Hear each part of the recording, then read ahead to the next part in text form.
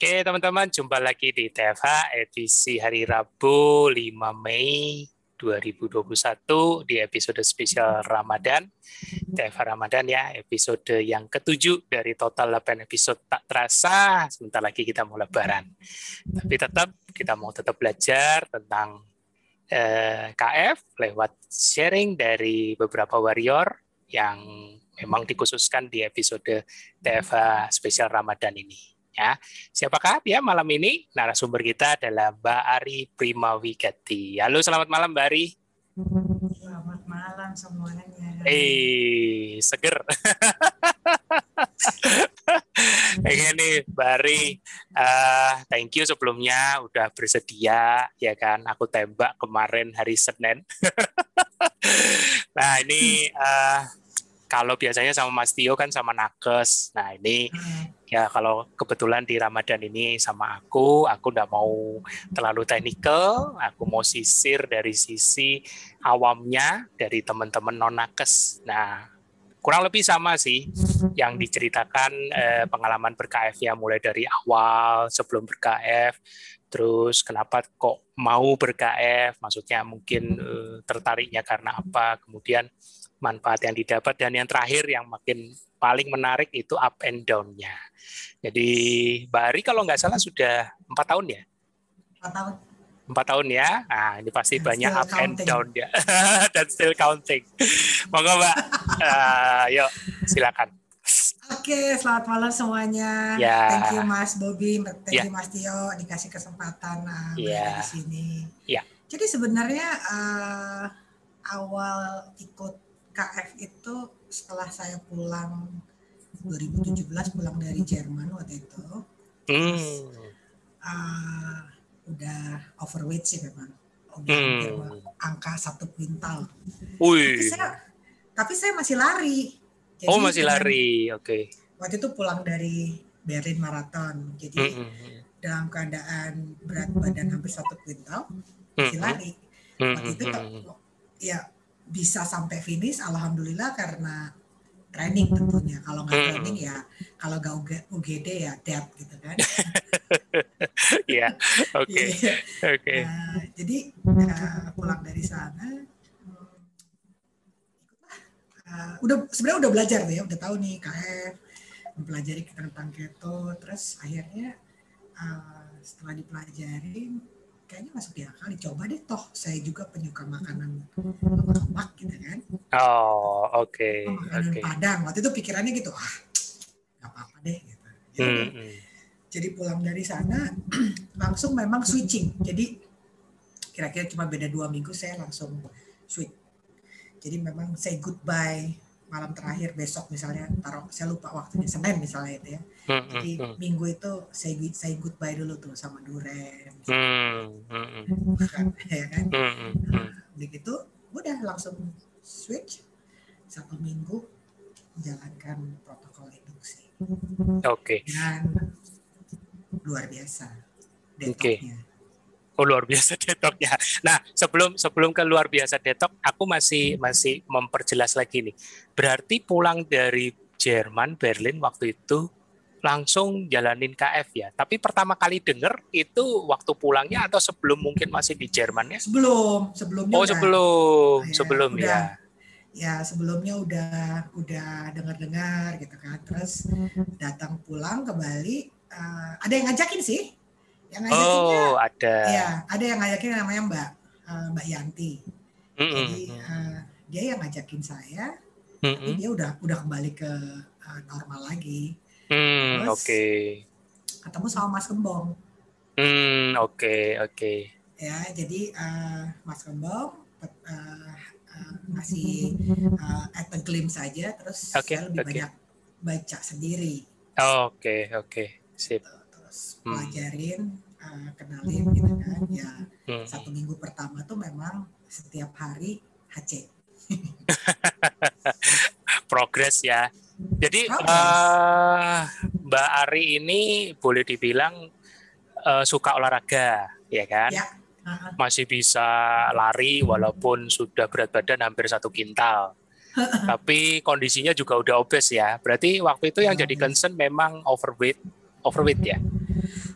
Overweight, terus ada sakit kan, ada kolesterol, ada migrain, ada Oh, asam lambung akut, oh, asam oke. urat, Wih, oke, oke, dorong. oke. Jadi saya udah hidup mungkin sekitar 10 tahun lah dengan obat-obatan itu karena 10 tahun. Rutin itu ya. ada sauditas lah. Jadi Oh, kalau mau makan seafood ya siap-siap minum obat. siap-siap dulu, persiapan dulu, antisipasi. Iya. Oke, oke. Ya, teman-teman yang mendengarkan ini, melihat ini juga pasti juga paham yang dulunya. Oke, lanjut Pak. Berarti 10 tahun dengan riwayat seperti itu, akhirnya ber-KF 1 minggu pertama penuh dengan progres ya. Ya. Penuh dengan HC ya. Oke, Ya. lanjut. Waktu itu juga, jadi sebenarnya pada saat mengalami HC kan kita bertanya sama diri kita sendiri. Ini beneran apa enggak nih gitu kan? Ya, betul. Hari pertama saya mencret gitu kan. Terus hari kedua saya diserang migrain yang luar biasa sakitnya gitu kan. Tapi yang membuat saya terus saya bilang sempat ada di kepala, ya ada yang salah nih kayaknya nih. Ini bener nggak nih? Gitu kan, ya. Soalnya kok sakitnya edun-edunan nih gitu kan. Terus, tapi kemudian saya paham, oh tapi saya sakit tidak dalam waktu yang lama. Terus saya bisa nahan nggak minum obat pada saat pengalaman yang 1 minggu itu ya. Yang 1 minggu itu. Jadi hari pertama mencret, kedua di sini ya migrain. Terus hari ketiga GERD. Jadi semua penyakit yang ada sama saya itu sakit. Hari keempat tangan sama kaki sakit semua, gitu ya.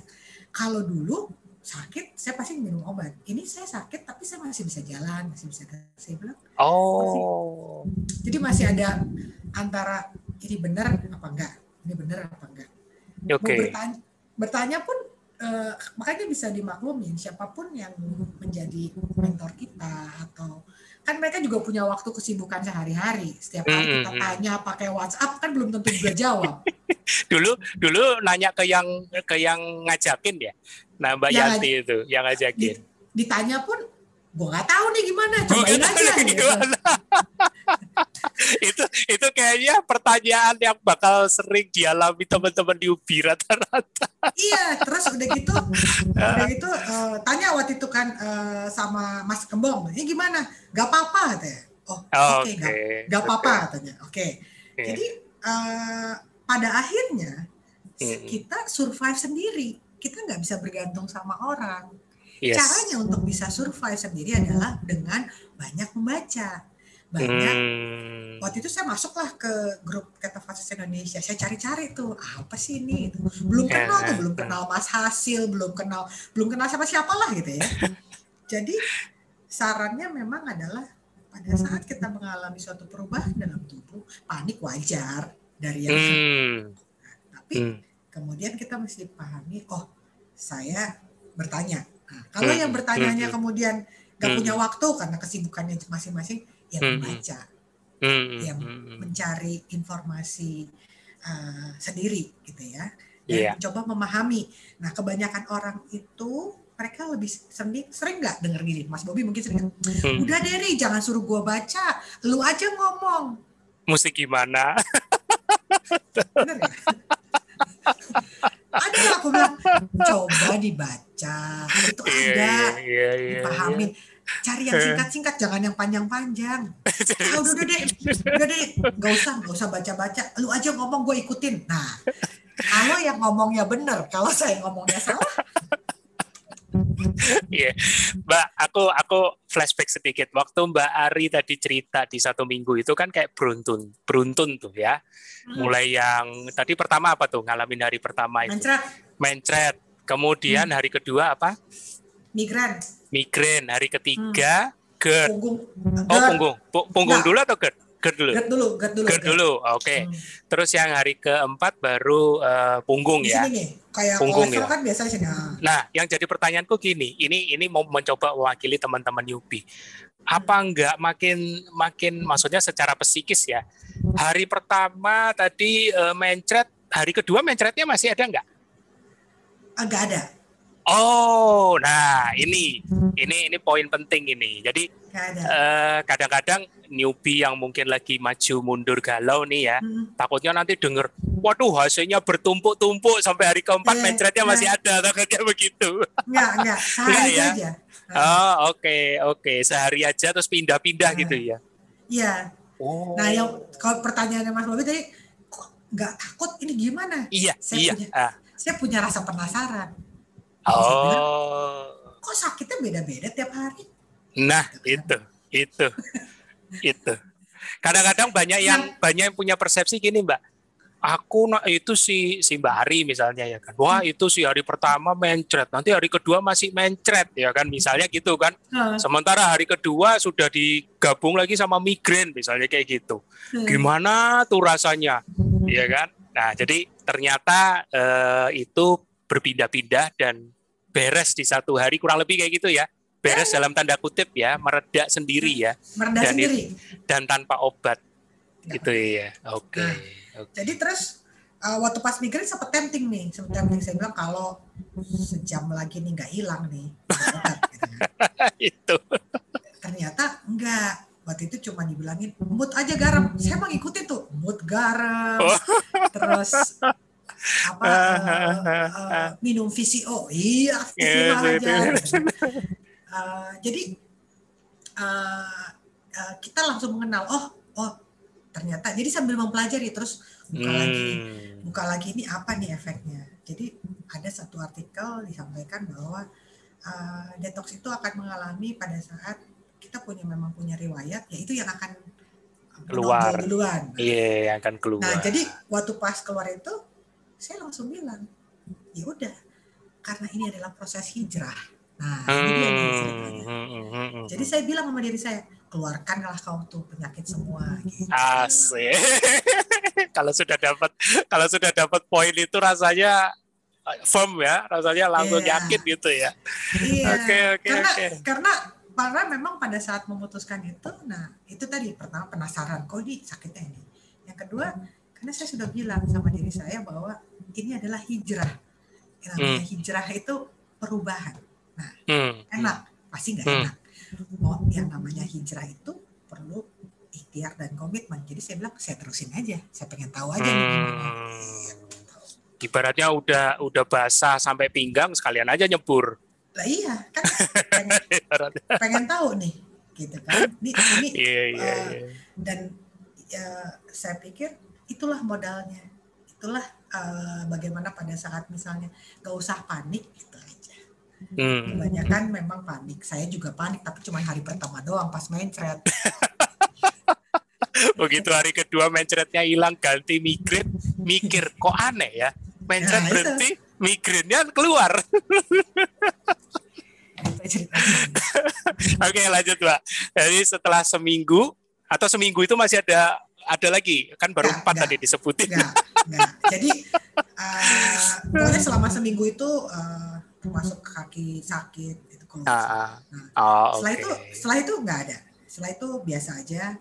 Saya lebih banyak makan padang. Jadi saya tuh makan padang. Kalau ditanya apakah Mbak Ari ada rasa tidak suka mau makan padang? Ya, setelah 6 bulan saya nggak pernah mau makan padang lagi. Setelah 6 bulan, ibaratnya udah enough. It's enough. Jadi seperti itu dijalanin aja. Carving, yes.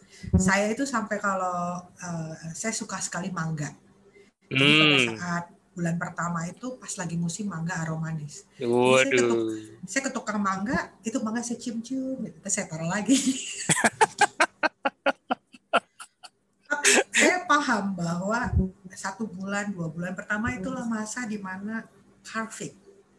Karena tubuh kita kan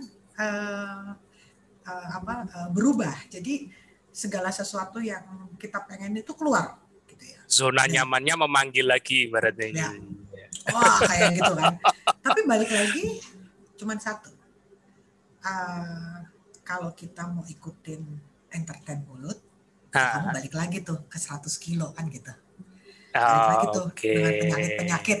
Pada waktu itu aku gitu. Jadi saya nggak mau. Saya mau sehat. terus terang ya berat badan turun oke, tapi saya mau sehat. Nah, seperti itulah jadinya. Jadi pada saat melihat makanan yang menurut mata kita enak, saya bilang gini, badan kita nggak kenal itu makanan enak. Kita kan cuma mulut aja. Ya saya enggak. Jadi balik lagi memang diri kita yang harus bisa mengkontrol untuk bilang tidak. Setuju. Wah, seru nih. Baru 6 bulan perjalanan. Pencerahannya luar biasa. Ada yang seru lagi, Mas. Iya, gimana tuh? Gimana Jadi, cek darah, oke. Waktu seminggu pertama kan saya cek darah. Oh iya. Gula, waktu pas mulai itu, sebelum mulai saya cek darah. Gula darah saya 160 kalau nggak salah. 160 apa 170 ya. Pokoknya tinggi. Kolesterol saya hampir 200. 185 kalau nggak salah. Asam uratnya saya 7,5. Wih. Terus udah kan? Pada saat cek itu saya bilang oke, saya pengen tahu katanya kan fat, makanya gimana? Oke, saya jalan. Saya nggak cek darah lagi sampai 1 bulan. Setelah 1 bulan dengan baca 1 minggu, saya cek darah lagi. Gula darah saya 110. Oh, oke. Kolesterolnya 285 naik. Roket. Oke. Asam uratnya 12. Wow. Normal ya. Kalau misalnya pada saat itu saya bilang, 7,5 aja kemarin saya kaku-kaku minum obat. Nah ini 12, kolesterol jumping 100 poin. Iya, jadi 285. Tapi kok saya nggak apa-apa ya? Nah ini yang saya bilang ini menarik ini. Tapi banyak nanya loh, masih. Tidak merasakan apa-apa tapi nanya, ini nggak aman nggak? Saya nggak nanya, saya cuma bilang menarik ini. Gimana caranya ya? Akhirnya dapatlah tabel itu. Terus, kalau nggak salah ada salah satu di Ketofasis Indonesia, saya cari juga kan. Saya lupa Mas Hasil apa siapa, Mas Hasil kalau nggak salah. Dia menyampaikan bahwa itu hanya indikator. Fokuslah sama gula darah. Dan saya berpikir lagi, oke, make sense. Oke, saya jalanin. Hanya beda 1 minggu, gula darah saya bisa turun drop jadi 87. Wow. Kolesterol dan asam urat tetap bertengker di angka itu. Jadi masuk bulan ke-3, gula darah saya itu 76. Wow. Dahsyat. Tapi kolesterol masih tetap tinggi, Mas. Masih nggak beda turun-turun 1-2 poin. Asam urat. Tapi kan masih 3 bulan. Nah, saya pikir, oke, saya observasi lagi sampai akhirnya saya cek darah di bulan ke-6. Di mana berat badan saya sudah turun 15 kilo waktu itu. 15 sampai 17 kilo, saya lupa. Saya cek lagi, dan di situ saya kaget. Gula darah saya 72. Kolesterol saya normal 120 kalau nggak salah. Wow. Asam uratnya saya 3,5. So the metabolism is back to normal. Yes. ini udah terbantahkan. Waduh, kalau ada hasil labnya bisa di ini loh, Mbak, bisa di show loh ini harusnya. Maunya sih. Maunya ya. Sebenarnya saya tuh tadinya naruh tuh, tadi udah nyiapin, saya taruh di mana ya? It's okay. Nanti kalau ada kesempatan kirim by WA, nanti aku taruh di ini hasil testimoninya Mbak Ari Primawigati episode TFA ke-7. Nah. Nanti kirim ya. Jadi, insya Allah. Siap, lanjut Mbak ceritanya, ayo. Jadi setelah 6 bulan baru kondisi tuh back normal. Di mana berat badan turun pun tidak jumping seperti di awal. Roket, enggak. Jadi saya turun itu sampai sekitar 30 kiloan, tapi seperti anak tangga. Jadi ada turun 2 kilo, kemudian stabil, turun lagi. Jadi saya lihat grafik itu seperti anak tangga sampai di titik situ. Nah, disitulah akhirnya terlihat bahwa banyak faktor juga yang akhirnya saya pelajarin. Makanya di sini banyak orang, Mbak, saya HC, kapan sembuh? Kalau ada yang bertanya seperti itu, saya juga nggak bisa jawab. Saya nggak bisa jawab. Jadi, Mbak, saya nggak tahan dengan rasa HC ini. Kira-kira kapan ya saya bisa sembuh? Nah, saya cuma jawab, coba tanyalah kepada Sang Maha Kuasa. Pelajaran ini sebenarnya yang aku share adalah di saat kita mengalami itu, kita berdamai dengan tubuh kita. Berdamai, setuju. Rekonsiliasi ya. Berdamai, karena gini, dulu waktu kita di zaman karbo pun kita zolim loh sama tubuh kita, segala macam dihajar makan. Sakit badannya kita nggak berdamai, kita damainya dengan obat. Iya. Pada saat ganti di lifestyle ini, satu hal, pada saat kita mengalami HC atau mengalami alarm atau apapun lah itu yang perubahan dalam tubuh kita adalah berdamai dengan diri. Berbicara dengan diri sendiri. Coba saya tanya sama Mas Bobby, pernah nggak Mas Bobby bilang terima kasih sama jantung? Sering sekarang. Terima kasih sama kepala kita, yes. sama organ-organ tubuh. Yes. Saya nggak pernah terpikirkan, tapi semenjak saya KF, saya lakukan itu. Kenapa? Saya berdamai dengan diri saya. Jadi kalau misalnya ada rasa sakit, saya bilang, makasih udah datang. Makasih udah datang, jangan nempel lagi. Ini bantu psikis banget ini, bantu banget. Jadi kebanyakan ya itu tadi, mereka hanya tahu bahwa saya HC, saya harus bagaimananya, pakemnya banyak, protokolnya banyak, tapi lupa untuk berdamai dengan diri sendiri. Maunya instan. Yes, setuju Mbak, setuju. Memang banyak banget, apalagi yang punya riwayat GERD. Waduh, itu kalau sudah engsinya kena, gampang banget. Tapi ya, aku bukannya nggak suka atau rada menghindar. Tapi ya itu aku menyadari posisiku kadang-kadang kalau di Jabri kayak gitu, ya aku harus dengerin. Karena apa? Karena mereka butuh, mereka nggak bisa sendiri, ya kan? Satu hal lagi adalah juga mereka butuh satu hal lagi. Kita harus mengedukasi mereka, Mas. Ya, setuju. Jadi tidak mensuapin. Maksudnya, kamu begini, tapi lebih coba nyamannya kamu bagaimana. Mbak, nyamannya saya laying down. Ya laying down lah. Iya.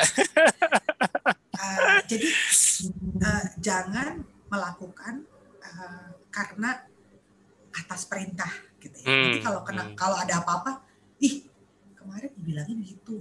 Nah, kan?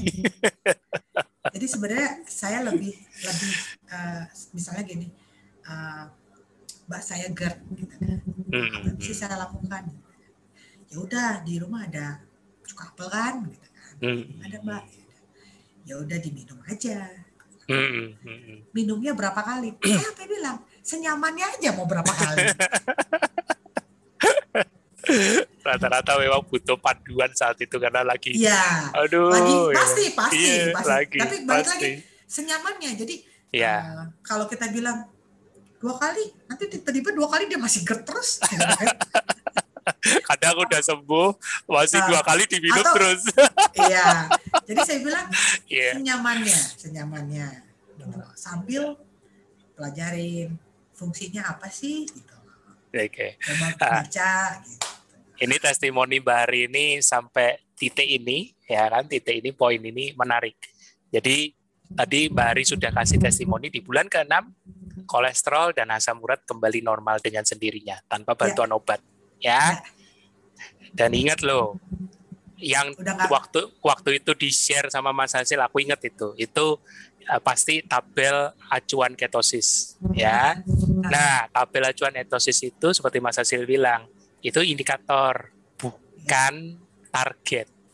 ya. Kadang-kadang masih banyak yang sering, wah aku kalau asam uratnya enggak segitu atau kolesterol enggak segitu, enggak ketosis. Ini Mbak Ari buktinya. Ya, Enggak. Mbak Karena Ari buktinya. badan kita pintar, badan kita tahu di mana Ya. titik. Jadi kita nggak perlu misalnya, ini salah satu contoh ada kawan. Ari, kok saya nggak keton-keton? Gitu. Saya, kenapa? Saya bilang gitu kan. Iya, saya beli alat keton ya Mas ya? Iya, keton meter. Keton meter. Terus, kok saya udah begini. Kembali lagi saya bilang, udah tidak perlu, maksudnya gini, dikejar sesuatu yang harus. Tapi pada saat saya balikin lagi, sekarang saya tanya, badannya enak nggak? Jauh Mbak, gitu kan. Nah, ya kan. Terus perubahannya gimana? Jauh Mbak, tidur juga lebih enak ini. Exactly. Jadi jangan textbook. Jadi misalnya buku bilang, mikirin textbook mah yang ada kortisol naik. Yang ada kita stres sendiri. Ya contoh tadi, kalau Bari patokannya angka GDP 80, stres dia 110 belum nyampe. Jadi dan itu terbukti di saat kita kurang tidur, di saat kita kurang minum air putih, di saat kita tidak bisa memanajemen stres, udah pasti nggak usah berharap GDP cantik. Seru. Oke Mbak, kita sudah sampai di titik bulan ke-6. Nah, kalau aku tadi tangkap, berarti Mbak Ari berat badan sudah sekarang stabil ya? Minus 30 aja ya? Ada naik turun, tapi naik turunnya cuma 3-4 kilo. 2 kilo. Oh, 3-4 kilo ya? 3-4 kilo, karena pandemik ini saya nggak bisa exercise di Bali, Pantai Sanur ditutup kan gitu. Jadi exercise di rumah pun kurang. Jadi normal. Tapi maksudnya nggak ada yang berubah, size baju stabil. Tetap ya. 4 tahun. Tetap ya. Jadi stabilnya di angka berapa? Tadi ada yang sempat nanya di chat soal. Stabilnya di angka berapa? Apanya nih? BB berat badan. Oh, BB-nya. BB-nya stabilnya sekarang di 72. 72. Oke, loh ya teman-teman, 4 tahun tetap 72. Jadi menepis lagi satu mitos, turun terus. Ya. Ini enggak stabil. Nah, saya pernah di detik 62. Paling rendah itu. Paling rendah. Kurus sekali ya. Sampai semua orang termasuk ibu saya bilang, "Ari, sudahlah makan nasi lah, kamu sudah sakit." Ngalamin juga di Uli. Terus makan nasi lah nak. Nanti kamu sakit, lihat kamu kurus kering kayak tengkorak. Saya bilang, I'm fine mom, gitu kan. Nah, tapi ya kebanyakan orang seperti itu. Oke, terus kemudian akhirnya setelah berjalan, saya bingung. Berat badan saya naik, tetapi nggak ada yang berubah. Maksudnya lingkar pinggang, celana. Jadi saya pikir, berarti masanya naik. Yes. Ya, karena kalau misalnya dan badan saya jadi lebih berisi, tapi lebih berisi. Ukuran size lingkar-lingkar itu nggak berubah. Makanya saya bilang ini hebat ini saya bilang. Kalau orang lain mah udah pusing, wah gimana nih, ini enggak, badan kita lebih padat gitu ya. Jadi kayak mama sekarang ngeliatnya, nah gini dong nak, ini udah pas. Kayak tukang jahit aja. Kemarin bilang kekurusan, sekarang pas. Aduh. Tapi sebenarnya paling mudah kok. Adjustment-nya itu paling mudah. Kayak misalnya kita begadang. Begadang itu selain gula darah nggak akan pernah cantik, berat badan juga akan bisa turun. Iya, pernah ngalamin ini kayaknya. Oh iya dong. Oke, simpen dulu, karena kita nanti akan ke sana. Jadi sudah dapat manfaatnya setelah bulan ke-6, boleh dibilang tadi yang HC-nya sudah dilewatin, berarti udah jarang dong migrain, jarang juga GERD, jarang juga yang kolesterol itu tadi, ya kan udah normal kan, betul kan? Kemudian pegel-pegel juga sudah hilang ya Mbak ya? Ya itu manfaat. Nggak pernah spa lagi, kasihan tukang spanya. Nggak pernah spa lagi. Wis jangan kenceng-kenceng, di Bali lagi butuh. Oke Mbak, setelah dapat manfaatnya, nah kita masuk nih babak yang paling menarik, up and down. Monggo Mbak, ayo. Up-nya tadi udah dapat tuh di awal, ya kan? Nah sekarang up and down-nya, monggo Mbak. Down-nya lebih ke nggak ada sih, karena kalau saya sih melihatnya lebih ke kalau makanan nggak menyebabkan jadi down. Down-nya itu lebih kepada mengatur ritme terutama tidur. Nah cerita dikit nih, apa yang menyebabkan tidur itu jadi momok buat Mbak Aris, semacam momok lah. Tuntutan pekerjaan, karena kemudian, nah ini salah satunya. Tapi terus kemudian saya ingat bahwa gimana nih kalau bisa diganti, tidurnya nih diganti. Iya. Nah, itu juga masih ada yang diganti, ada yang enggak. Gitu ya. Kalau misalnya lebih ke cheating itu udah enggak sih, alhamdulillah ya. Karena cuman pernah sekali waktu nih gitu kan, gue pengen tes alarm gue nih, masih jalan enggak nih gitu kan. Pengen tes alarm, pengen tahu alarm. Iya, soalnya kan emang seneng masak, tapi gue pengen tahu nih, cuma gue pengen ngetes deh. Saya akuin, makanya buat ini jangan pernah untuk misalnya enggak, saya akuin, saya cheating untuk ngetes alarm saya jalan apa enggak. Ini cerita lucu aja ya, jangan diikutin. Iya. Jangan diikutin. Jadi saya tuh sampai punya cheating list, Mas. Uzet, udah dibikin list. Oke. Ya, saya punya cheating list. Bakpao Bandung. Mie ayam Bandung. Ya. Durian. Terus apa ya? Bubur ayam. Ini ada semua. Uzet. Nah, suatu ketika saya bilang, saya mau nyoba ini salah satu cheating list saya. Setiap kali mau niat cheating, mundur. Karena nggak worth it sama efeknya. Oke. Ya kan? Pasti nggak worth it ya, karena terus udah enak. Iya, terus mau nyoba lagi. Pernah suatu waktu saya udah beli sushi bakpao itu. Hanya saya liatin, nggak saya makan. Saya liatin gitu kan. Aduh, seandainya ada bakpao keto enak nih. Makan nggak ya? Tapi saya taruh, nggak jadi saya makan. Saya bilang, gila udah perjuangan berapa tahun, cuma gara-gara bakpao gitu kan, kesel banget nih. Jadi dari cheating list itu nggak ada yang terrealisasi, hanya satu yang terrealisasi. Oh, durian. Ada satu. Oh, durian. Jadi ceritanya, saya cek GDP. GDP aku 76. 76 apa 66? Siapin amunisi dulu maksudnya. Ini jangan ditiru ya teman-teman. Saya bercerita ini untuk bahwa tidak worth it. Iya. GDP saya 66. Terus saya ditawarin durian. Saya bilang ini durian jatuh dari pohon. Oke, berani? Gak tahu sih, aku bilang gitu. Bawalah. Datanglah itu durian satu bulat. Taruh. Saya liatin. Saya sampai pakai baca Al-Fatihah.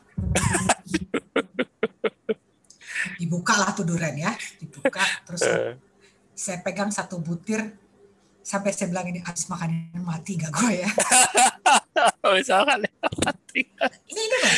Oke. Tapi akhirnya saya coba. Saya makan. Tapi makannya cuma, kan kalau dulu kan bersih ya Mas ya. Makannya cuma hop.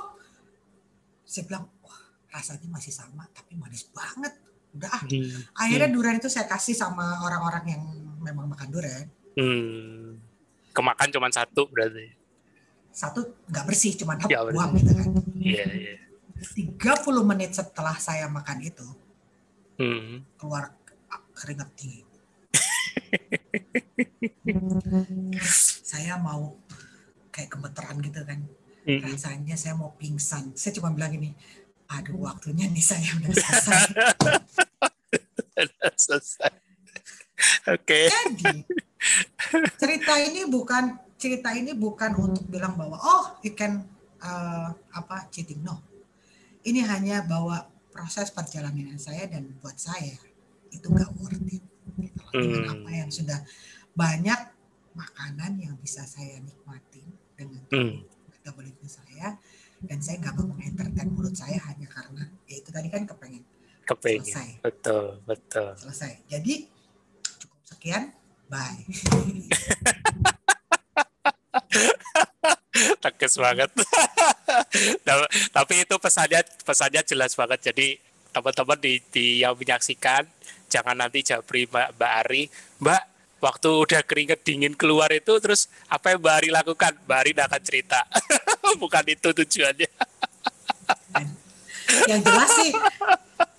Yang jelas apa yang dilakukan ya kita kan kenal badan kita, ya udahlah. Gitu. Cuman poinnya bukan itu. Iya, betul. Jadi Mbak Ari pun masih manusia, ya kan, maksudnya masih ada rasa kepengen juga. Tapi lihat waktu beliau bercerita betapa beliau itu maju mundur dalam tanda kutip. Aku ini sudah enak badanku, ya kan. Makanan juga tidak kurang enak, walaupun sempat bosen sama Padang setelah 6 bulan. Tapi tidak bisa dipungkiri bahwa badanku udah enak. Apakah sepadan dengan aku nanti makan ini? Yang aku tahu nanti begini ya. Nggak sepadan. Oke. Itu di kapan itu, Mbak, kalau boleh tahu? Jadi udah hampir 2 tahun kali ya. Hampir 2 tahun ya. Kalau dibilang tadi Mbak Ari tadi sempat ngecek dulu 66, kayak mau ngecek, wah ini masih cukup ini kalau naik pun masih di bawah 80. That's why tapi ternyata nggak worth it. Nggak worth it juga. Tubuh yang paling jujur. Itu yang Mas Tio selalu bilang, tubuh kita yang paling jujur, bukan tubuh orang lain ya, bukan apa kata orang lain. Oke, lanjut Mbak, apalagi ini cerita lucunya up and down. Ya, terus udah gitu saya tuh senang tuh kan, suatu ketika nggak bos, kadang-kadang kan suka jahil gitu ya, terus bila kita ke mall nih gitu ya, terus datang di mall ada makanan nih kan, itu salah satu restoran lah, ada pancake apa, nggak ada deh makanannya karbo semua gitu kan. Nggak saya toel, memang saya pergi bersama saudara-saudara. Tapi waktu itu saya langsung gini, saya pengen tahu kalau saya makan sedikit ini kira-kira alarm saya jalan gak ya? Gitu. Saya makan cuma secuil. Bisa nikmatin? Enggak. Karena waktu itu memang tujuannya hanya alarmnya masih ada nggak sih? Kalau masih ada berarti aku masih bagus nih, masih benar-benar masih keton nih. Gitu. Setiap kali saya mencoba untuk ngetes alarm, tujuannya ngetes alarm, beneran alarm.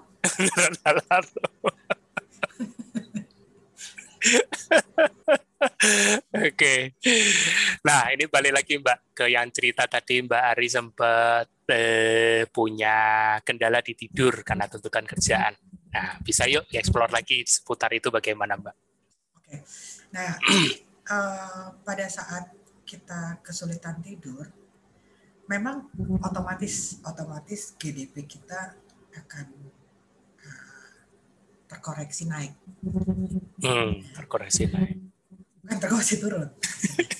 Kayak saham aja. Gue kalau terkoreksi naik, padahal teman-teman. Jadi kalau misalnya ada orang yang bilang, gue begadang, tapi GDP cantik, nggak ada lah itu. Terus apa yang mesti diperbaiki? Ya memang salah satunya adalah saya mencoba waktu itu nggak bisa. Jadi mau coba untuk koreksi agak ganti utang tidur, nggak bisa juga gitu kan ya, harus bergulir. Emang udah coba apa aja? Nggak, maksudnya di waktu siang itu coba untuk tidur gitu kan, nggak bisa juga. Akhirnya saya bilang oke, air putih. Kebanyakan orang nih kalau udah lewat 2 tahun lupa lagi, air putih nggak disiplin lagi. Oh, oke.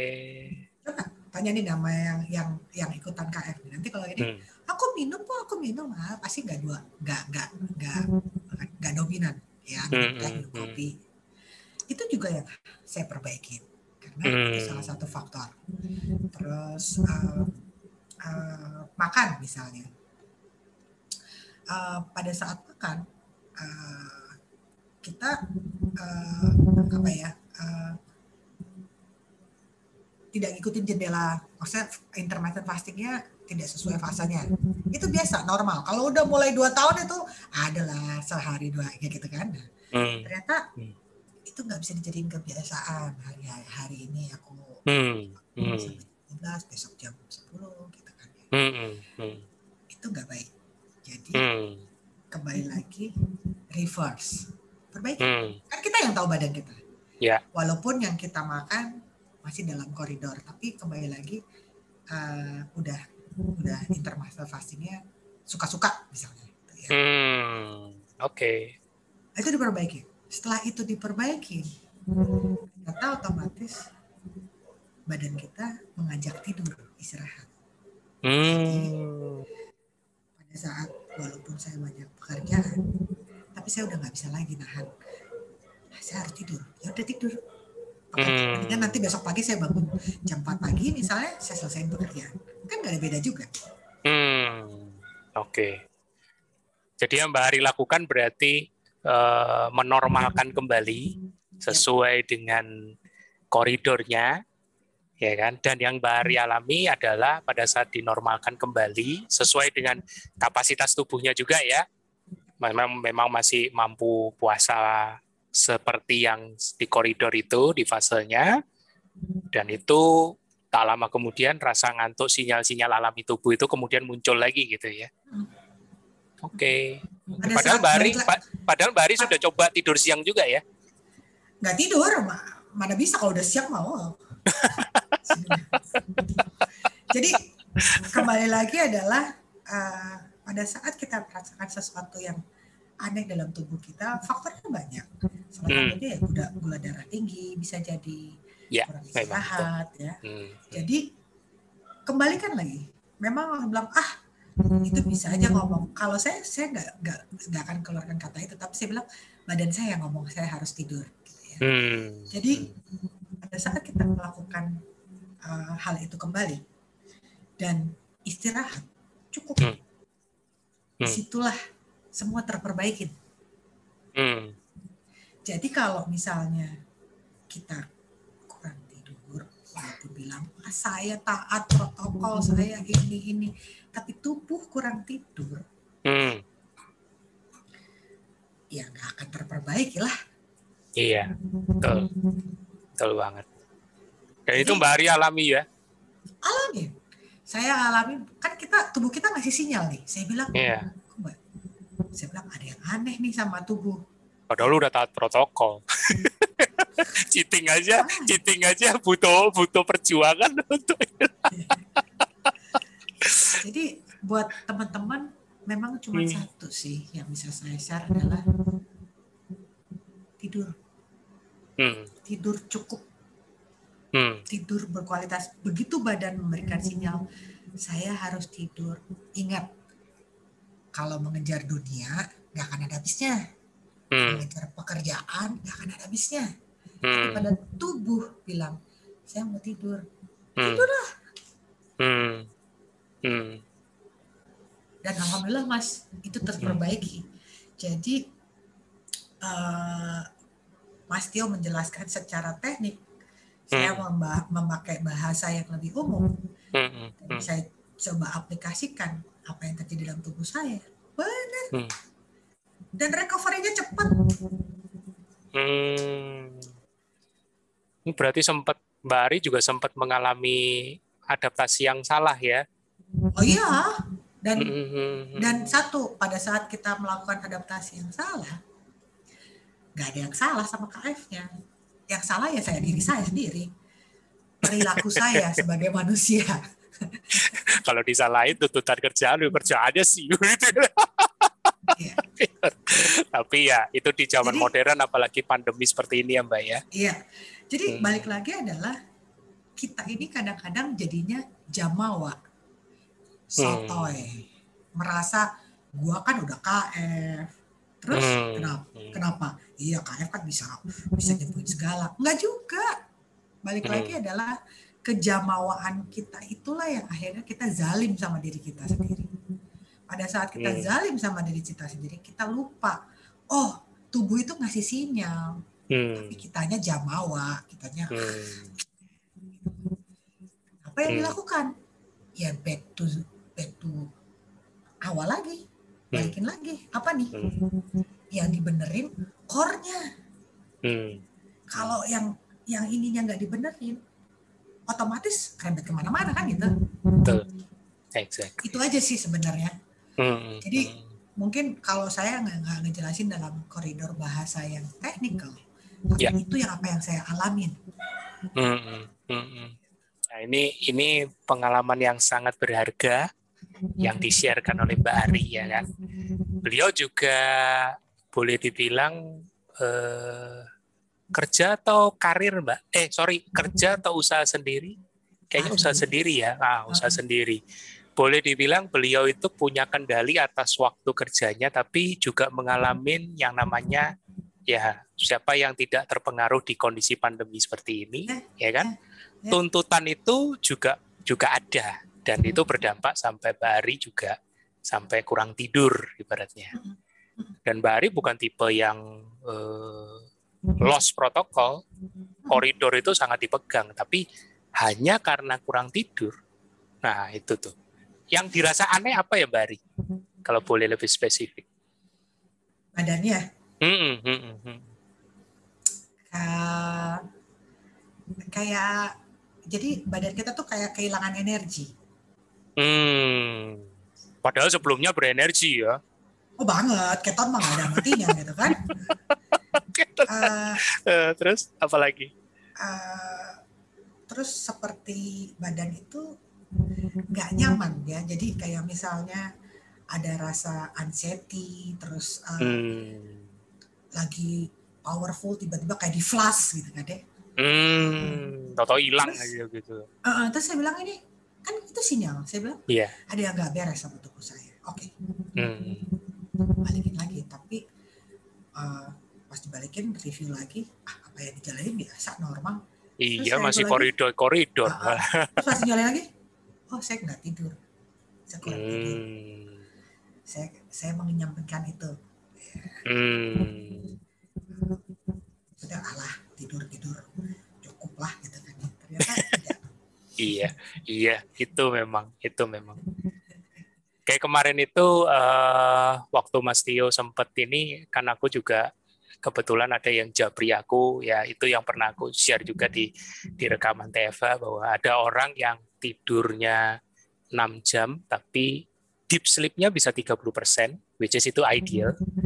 Tapi ada yang sampai 10 jam tapi deep sleep-nya cuman 5%.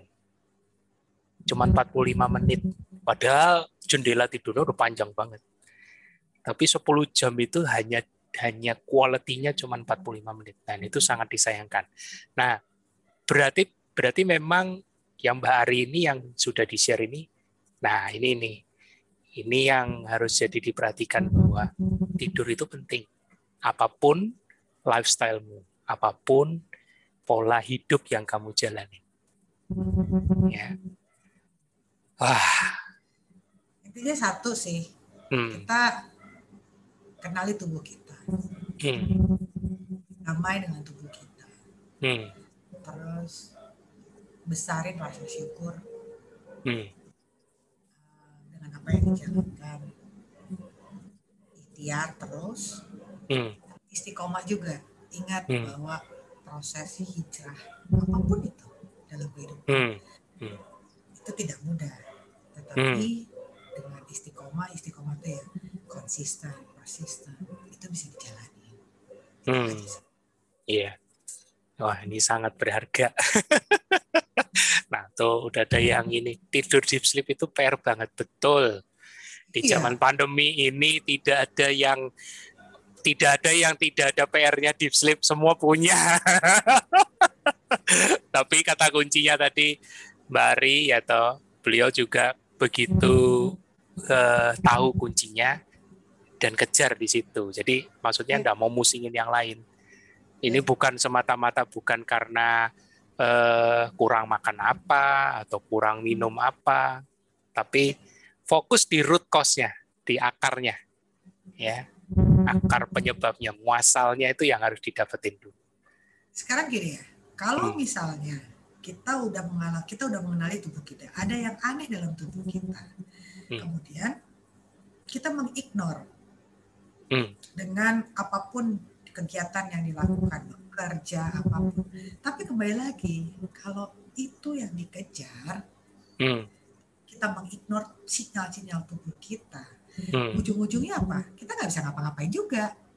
Iya.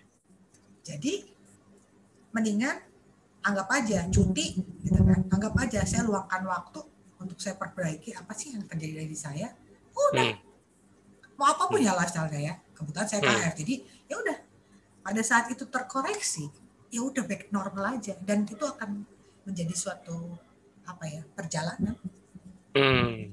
Setuju. Itulah journey. Itu yang selalu aku bilang. KF itu journey unik dari tiap-tiap orang, nggak bisa dibandingkan. Ya, memang pengalaman kayak Mbak Ari gini bisa jadi wawasan, bisa jadi rujukan, tapi tetap kuncinya masing-masing harus bisa mengenali badannya masing-masing. Karena tubuh itu paling jujur ke diri kita, bukan ke orang lain. Iya. Itu. Kan kalau kayak misalnya Mas Bobi cerita nanti, badanku gini. Kenapa ya? Ya nggak tahu Mas makan apa? Mas ngapain? Perilaku manusia itu, manusianya individual itulah yang harus menyadari. Iya. Konsekuensi apa yang akan bisa terjadi, diperbaiki, itu aja. Yeah. Jadi kalau misalnya kita fokusnya sama, terus kebanyakan orang tuh kan akhirnya fokus sama orang lain. Kamu harus begini, PR fokus sama diri sendiri aja susah ya, gitu. Jadi yang kita bisa sharing sama orang adalah berbagi, edukasi, selesai. Tetapi kita tidak bisa memberikan garansi perilaku mereka seperti apa, kan kita juga nggak 24 jam kecuali suami istri ya, atau suami istri juga susah. Nah, itu dia. Jadi suami istri juga susah. Kembali lagi adalah begitu memilih apapun lifestyle Anda, kebetulan kita di sini kan, jalanilah dengan rasa syukur, kenali diri, berdamai, istiqomah, konsisten.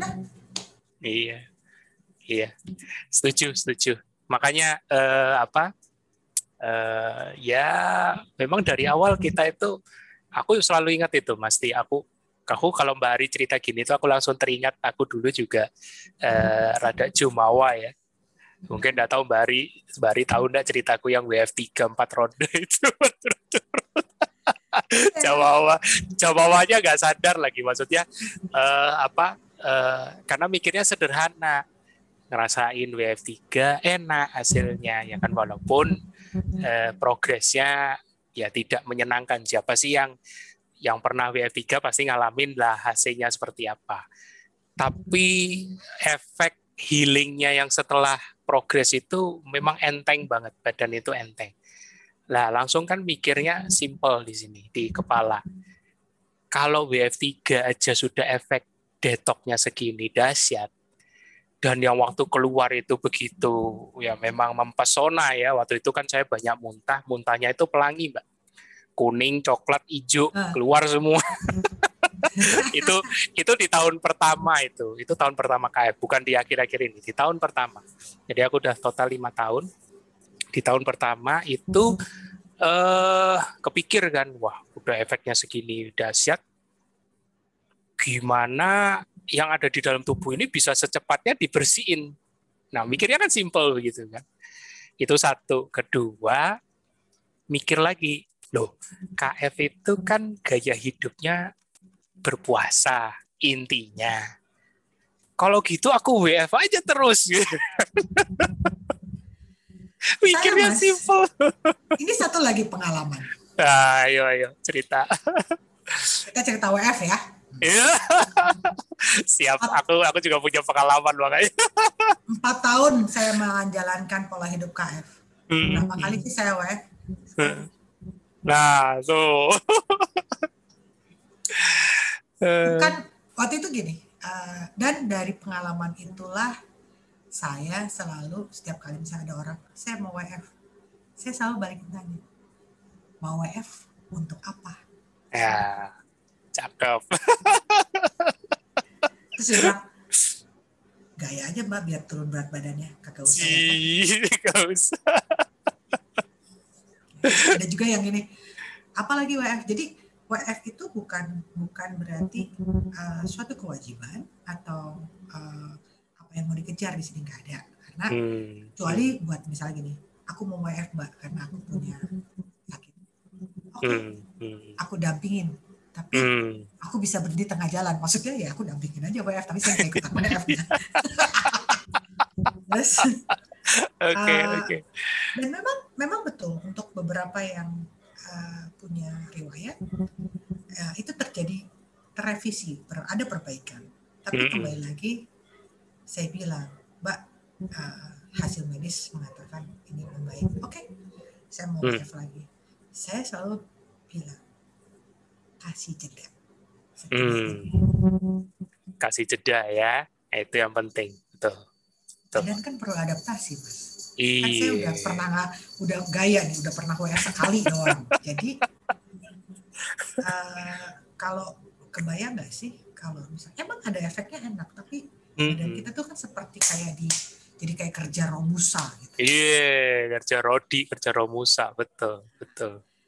Jadi betul banget. Saya selalu bilang kasih jeda 2 minggu. Kayaknya 3 hari lagi saya mau WF. Ya at your own risk. At your own risk.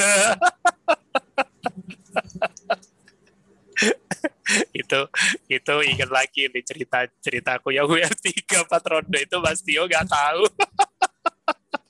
dan ada lucunya lagi waktu aku tanya itu di ronde ketiga ya. Jadi di hari ke-9 sampai 11 ya. Di hari 9 sampai 11 itu aku nanya sama Mas Tio, Mas, aku ini mual-mual terus ya kan. Makanan nggak bisa masuk ya kan. Ini mesti gimana? Aku nggak bilang WF. Jujur, aku nggak bilang WF waktu itu. Mas Tio juga nggak tahu. Mas Tio cuma bilang, loh, kalau memang nggak lapar, ya udah Mas, puasa aja. Wih, langsung mengkonfirmasi itu kayak afirmasi, berarti apa yang aku lakukan benar, padahal Mas Tio nggak tahu aku. Singkat cerita, setelah aku akhirnya tuntas berakhir di rumah sakit, ya itu di tahun pertama itu, karena aku dehidrasi parah, Mbak. Jadi elektrolitku itu drop semua, mineral utama itu udah drop, natrium, kalium, magnesium, zinc itu drop semua. Jadi aku 4 hari 3 malam diinfus elektrolit ya. Nah pada saat aku udah sukses berakhir di rumah sakit, baru Mas Tio itu tahu, ya kan. Wah aku diomelin habis-habisan. Maksudnya diomelinnya kayak gini dengan bercanda ya. Mas Budi nggak boleh itu WA terus-terusan itu. Itu salah. Aku udah iya Mas, aku yang salah. Itulah. Jadi kalau misalnya tadi kalimatnya aku Mas, kita ini zalim sama diri kita. Iya. Karena itu bermula dari, kalau dibilang jumawa sih aku enggak ya. Aku bisa bilang enggak, tapi karena mindset yang sederhana. Nah, ya toh. Mindset yang manusiawi kalau aku bilang malah. Wah, aku udah ngerasain kok enak ya. Kenapa enggak tak terusin gitu. Gitu. Itu gitu. Sebenarnya kan sama aja makan durian. Wah enak ya. Kan ada efeknya juga. Alasan-alasan di balik itu yang kecil-kecil kita nggak tahu ya. Entah itu mau ngejar manfaat apanya kan kadang-kadang. Makanya kadang-kadang yang banyak japri ke aku itu kadang kan Hari mungkin juga sering ngalamin, Mbak, aku ngalamin ini kira-kira penyebabnya apa. Nah, langsung kan udah ada intro, udah ada preambul, jadi kadang-kadang pusing kan. Kadang-kadang kita harus gali dulu. Kamu KF-nya bagaimana, terus riwayatnya seperti apa yang sudah dilakukan, baru bisa dapat gambaran jelas, ya kan? Karena kalau cuman melihat gejala, ya aku kayak belajar ke diriku sendiri. Mas Tio nggak tahu aku WF, dikasih afirmasi, ya udah Mas kalau nggak nafsu makan panjangin aja puasa. Langsung kayak ya itu. Tapi dari situ ya sama seperti Mbak Ari, aku nggak pernah WF lagi. udah dilarang sama istri, kamu WF. Siapa yang mau peduli? Prolong aja enak. Prolong aja enak. Tapi memang itu ya, kadang-kadang aku tahu ada orang mindset sederhananya gini, satu mengejar gula darah, paling umum itu yang aku sering tahu, mengejar gula darah cantik dalam tanda kutip ya, padahal titik keseimbangan gula darah puasanya tidak segitu ya kan. Jadi ada indikasi mau ngejar sesuatu.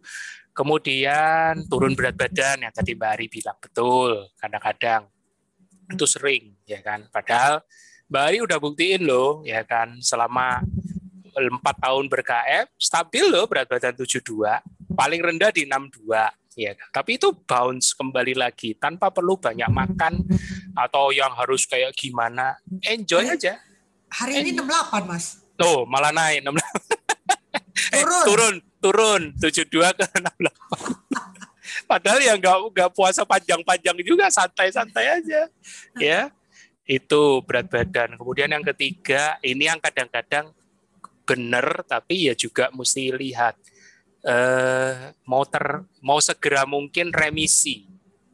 Nah, mau segera mungkin sembuh lah, kasarannya kayak gitu.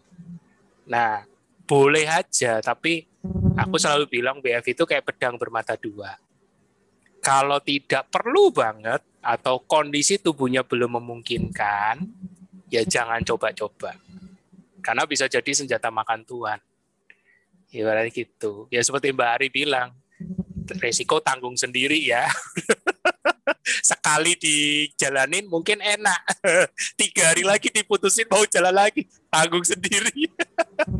Iya. Kita hanya bisa meremind gitu. Tapi iya, betul. Perilaku itu kepada masing-masing individualnya. Ya, silakan. Yes. Kalaupun kemudian ada konsekuensinya, ya berdamailah diri. Ya kembali menormalkan kembali, gitu berarti. Betul. Karena bukan apa istilahnya, yang kamu lakukan itu memang mungkin salah, tapi itu bagian dari proses kita mengenali. Kayak Mbak Ari, kalau nggak menjalani WF, mungkin Mbak Ari nggak bisa sharing tentang kita, bagaimana beliau bisa menjaga yang japri ke dia. Kamu mau WF untuk apa? Ditanya dulu kan. Kalau misalnya nggak ngalamin WF, mana bisa mau nanya begitu ke orang? Karena sudah tahu duluan, udah ngalamin. Ya sama, aku juga begitu, ya kan. Sampai detik ini pun gitu. Kalau ditanya, Mas, nggak WF lagi? Enggak lah. Untuk apa yang mau ku kejar? Ya kan? Ya. Dan gitu. Perlu juga diingat bahwa setiap individu itu karakternya berbeda. Unik. Betul banget. Jadi, Mas Bobi menjalankan mungkin dengan stylenya Mas Bobi, mungkin ada beberapa yang nggak bisa dijalankan oleh saya atau kira-kira seperti itu.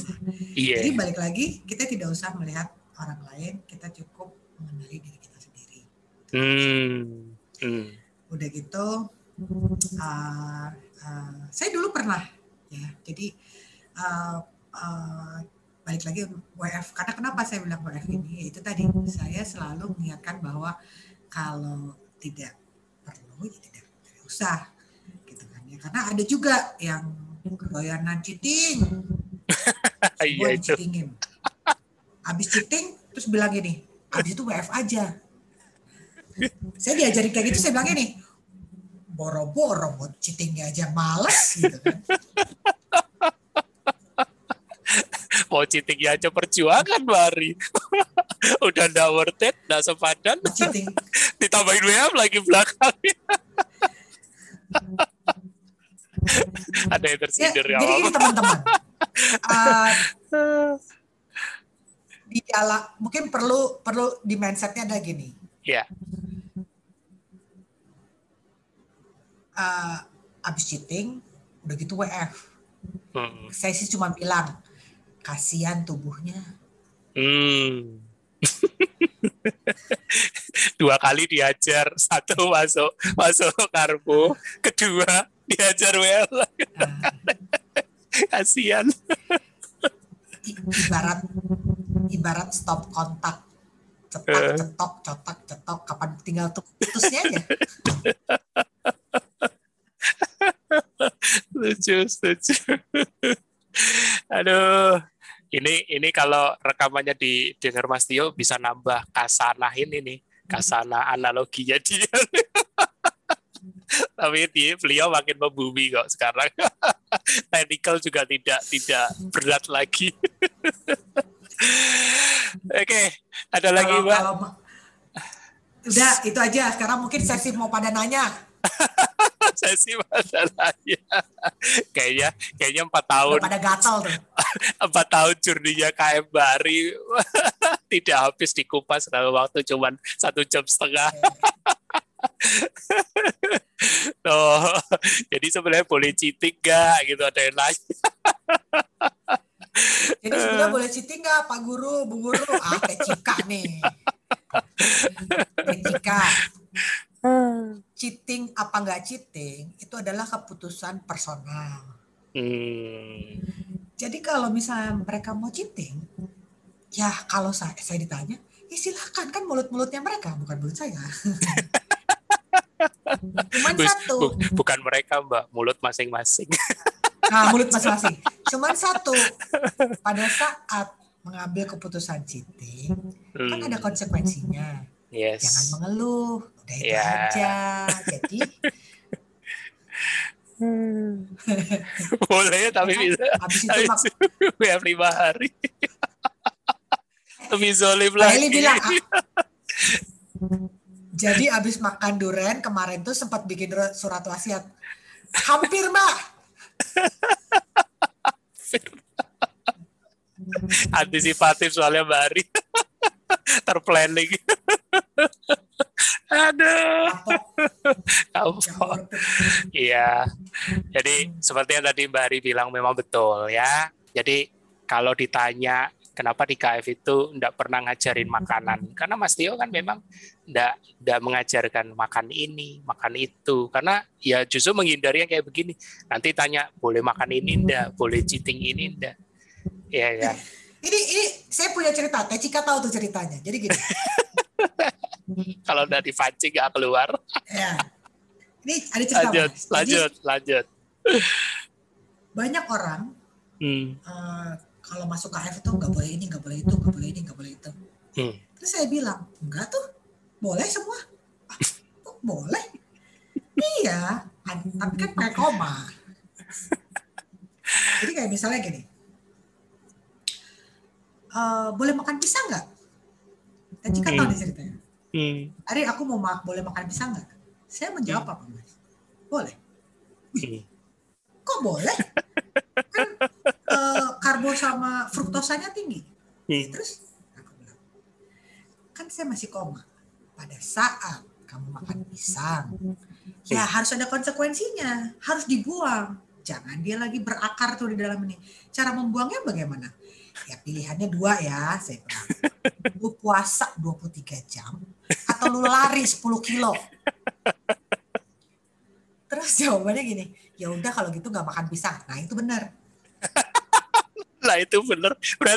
Berarti pemilihan mau makan pisangnya udah salah dari awal. Jadi artinya gini loh, kita mengedukasi people, Mas. Iya. Iya. Ya, kalau kita bilangnya gini, gak boleh, orang udah takut duluan kan. Kalau saya bilang boleh. Nah, pada saat dibilang boleh kan mereka juga kayak, oh, kan kita udah KF kok boleh. Nah, ini temen gue. Ini temanku.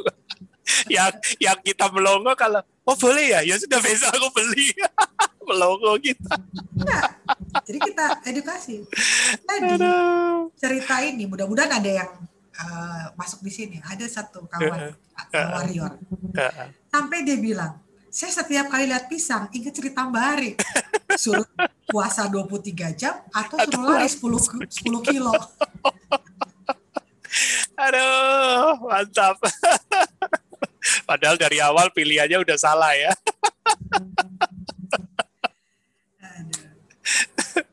Disadarkannya dengan pilihan yang gak enak, baru dia udahlah gak jadi deh makan pisang. Lah itu baru betul tuh. Aduh, seru. Jadi banyak juga yang bertanya kan, misalnya, kok ini saya bilang, kalau saya paling males kalau misalnya bilang gak boleh, Kak, saya bilang boleh. Nah, kalau orang yang mempelajari dia akan bertanya, kok boleh? Ya. Jadi keputusan pada saat, jadi gini, melekat di dalam mereka pada saat mereka memilih suatu makanan atau apapun itu, mereka bisa memilah-milah, oh iya, ini saya enggak, karena saya lifestyle saya adalah KF, jadi saya enggak akan ambil ini, saya enggak akan makan ini. Udah otomatis kalau itu dijalankan terus, ya akhirnya sama seperti kita hidup di dalam dulu waktu zaman karbo. Jadi kalaupun kemanapun pergi, mau traveling, mau apa, nggak akan kesulitan karena kita sudah tahu jalur-jalurnya bahwa nih lifestyle saya ini. Gitu. Udah punya alat pancingnya udah. Ada juga lagi misalnya gini Mas, dia seorang pendaki gunung, terus dia bilang sulit sekali, ya amunisi dia bawa. Tapi dia bilang pada saat naik di gunung kebayang, kalau kita kebayangnya masih ada warung di desa, ini kan di gunung gitu ya. Nah, pada saat itu karena dia kurang istirahat, terus kemudian walaupun dengan amunisi, tapi kan dia kurang makanan, asupan makanannya nggak ada. Pada waktu itu dia bilang, saya akhirnya makan roti Mbak Ari. Saya jawab gini, ya nggak apa-apa, daripada metong. Dia di gunung, ya kan? Saya bilang, bukan berarti ya cerita saya ini terus bilang, oh besok boleh makan roti, oh salah besar. Salah besar, betul. Salah besar. Jadi kita harus melihat koridornya. Di mana teman kita ini warrior, dia ada di gunung, dia nggak ada pilihan, amunisinya bawa, VCO bawa, tapi nggak cukup. Gitu. Nah, teman-temannya lain bawa makanan, ya karbo lah. Makanan yang lain, terpaksa dia harus makan karena kalau enggak mau panggil ambulan juga di atas gunung kan nggak bisa gitu ya. In certain condition saya bilang silahkan, karena badan kita perlu asupan, nggak bisa kosong kecuali kalau memang bisa makan daun-daunan tuh yang ada di sana. Jadi kondisi-kondisi seperti ini bukan berarti membuat berarti saya boleh, ya masa iya ke mall terus makannya roti. Beda jauh banget. Nah, jadi waktu pada saat dia turun kembali dari gunung, karena dia kalau naik gunung tuh bisa 7 hari, ngomong nggak kebayang tuh 7 hari gitu kan ya, terus amunisinya kurang. Nah, pada saat turun, dia bertanya, apa yang mesti saya lakukan Mbak? Ya balik lagi, tidur, hibernasi. Kenapa? Selama perjalanan yang terjadi itu dia melakukan istirahat. Jadi kata dia selama 3 hari itu kerjanya cuma tidur makan. Terjadi dengan badannya. Normal. Balik normal. Recovery-nya cepat. Betul. Yang terjadi selama dia di gunung itu stresnya tinggi. Otomatis. Nah ini aku ingat ceritanya Mbak Ari gini, jadi ingat juga Mas Tio yang sering-sering kadang juga sharing curhat kalau lihat kondisi ya, terutama di kondisi rumah sakit. Kadang-kadang kan ada orang suka begitu kan. Nanti kalau dari rumah sakit dikasih infus glukosa gimana? Sama kondisi di rumah sakit itu kondisinya apa dulu? Life threatening, mengancam nyawa atau enggak? Jadi kalau kondisinya memang mengancam nyawa, jangan sekali-sekali idealis. Nah, kalau tadi Mbak Ari kan pesannya jelas tuh, yang waktu kasih sharing tadi di gunung. Pengennya sih kalau ada makanan hewani atau rendah Iya, kalau karbo ya enggak apa-apa. Tapi kalau nggak ada, masa mati demi idealis ibaratnya gitu deh. Iya kan. Tapi bukan berarti itu selamanya. Bukan berarti di kondisi apapun bisa diterapkan. Khusus, kondisi khusus. Iya kan. Itu. kita tidak bisa kan masa gini, ya udah tangkap aja ayam, mbak di rumah kagak ada ayam gitu kan nggak bisa kita memberikan masukan yang seperti itu ya. Iya, aku tahu. Jadi kadang orang itu bagaimana melihat suatu realita, gitu ya, dengan apa yang dijalankannya, itu biasa. Kadang-kadang di mix up gitu kan. Dikutip kayak akun Lambe Turah. Dikutip saya ngomongnya. Wah, Mbak Ari pernah ngomong boleh makan pisang. Padahal tapi kan dia nggak lihat the whole story. Dia nggak lihat penjelasannya. Iya. Itu biasa. Itu biasa. Ya makanya aku sama Mas Tio dan aku selalu menganjurkan bahwa mereka yang haus dan juga narasumber yang sudah jadi narasumber di TFA, mereka yang haus, mereka yang mencari, itu akan terlihat bedanya, ya kan? Apapun gayanya, tapi benang merahnya sama, haus dan mencari tahu, bukan percaya aja. Aku dulu juga ngalamin loh. Aku yang sudah 5 tahun ber-KF, lebih lama dari Mbak Ari, sempat ngalamin gitu juga. Terlalu percaya diri. Bukan jumawa, terlalu percaya diri. Sampai dah cerita, beda tipis, Betty. Sampai dah cerita ke Mas Tio kalau aku WF3 maraton, ya kan? Tapi dari situ belajar. Bukan sesuatu yang aib. Ya itu yang membentuk kita sampai detik ini. Ya kan? Pilihan kita pun bukan kita pertanggungjawabkan ke orang lain, tapi ke diri kita. Ya kan? Jadi ini episode yang ringan tapi dalam banget. Thank you Mbak Ari. Mbak Ari di penghujung nih, di sisa-sisa menit terakhir, kasih dong pesan dan saran, tips atau motivasi juga boleh ya kan, bagi teman-teman yang belum sempat hadir di Zoom ini tapi nanti ikut menyaksikan lewat YouTube. Apa pesan dari Mbak Ari? Monggo. Oke, pesannya buat teman-teman yang newbie atau yang newbie dulu deh, yang newbie. Apapun yang terjadi dalam tubuh Anda dengan pergantian ini, itu tadi terimakan dengan rasa syukur, tetap jalanin, dan kalau misalnya nggak sanggup, jangan dipaksa. Satu. Untuk yang sudah berjalan, udah jalanin lebih dari 1 tahun atau 2 tahun, balik lagi, ingat lagi bahwa 5 pilar itu benar. Kalau kita udah agak melenceng dari garis besar haluan ketofasosis, itu balik lagi ke track. Kenalin tubuh. Apa yang mesti diperbaikin. Perbaikilah. Kalau memang mau lanjut. Kalau enggak apa-apa juga. Kita tetap berteman. Untuk yang belum memulai, kembali lagi banyak bertanya, banyak membaca, banyak mendapatkan informasi apa sih gitu. Kalau misalnya sekiranya berat, ya nggak usah. Banyak kok cara kalau emang misalnya tujuannya hanya untuk turun berat badan, karena pada dasarnya mau yang baru mulai, mau yang newbie atau yang sudah berjalan, ingat bahwa ini adalah proses hijrah. Di mana proses hijrah itu butuh ikhtiar dan istiqomah. Yes. Aduh, jadi ikut menghayati. Thank you, Bari. Ya, teman-teman. Ada yang mau nanya nggak? Tadi kemarin ada yang bilang, Mas, katanya ada yang mau nanya. Kayaknya sudah terjawab dan bisa dijawab sendiri. tapi jujur ini ringan banget ya kan, sama sekali tidak technical. Aku pun juga tidak mau terlalu terpancing untuk technical karena ya memang itulah logikanya, sederhana ya kan. Tinggal kembalikan ke Anda. Pilihan dari dulu selalu di tangan Anda sendiri kok, di tangan teman-teman yang mau menjalani. Ya kan, bahkan yang sedang menjalani pun pilihan ada di tangan, tetap di teman-teman.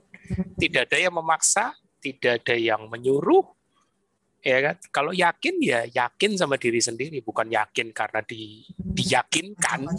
Iya, ya kan. Tidak ada sistem reward di sini, bukan MLM juga, ya kan. Gitu. Thank you Mbak Ari sekali lagi. Ya, nanti kapan-kapan kalau misalnya aku ke Bali atau Mbak Ari ke Jakarta, kita bisa ketemuan ya. Kemarin ke Jakarta nggak sempat ketemuan. Insya Allah. Sebenarnya banyak yang tanya nih, Pak, nanti ada acara sesi nanya resep nggak gitu kan? Aduh. Kayaknya aku hadir di podcastnya Teh Cika aja deh, sama Mas Dika. Boleh aja. Di Facebook juga ada apa itu teman dari Jawa Timur juga buka grup berbagi resep juga di sana ya. Monggo Mbak Ari juga bisa bersumbang sih di sana ya. Thank you. Nanti kabar-kabar ya Mbak Ari kalau ke Jakarta. Sama-sama. Thank you buat semuanya yang ada di sini udah dengerin. Makasih ya. Semangat ya. Oke teman-teman. Oke teman-teman, kita sudahi ya, karena kita juga udah pas jam 9:30. Nantikan ya minggu depan, Sabtu ini episode terakhir spesial Ramadan ya. Masih tersisa satu kali lagi. Siapa dia narasumbernya? Nantikan pengumumannya. Terima kasih ya, selamat malam dan sampai jumpa. Terima kasih. Terima kasih, Bari.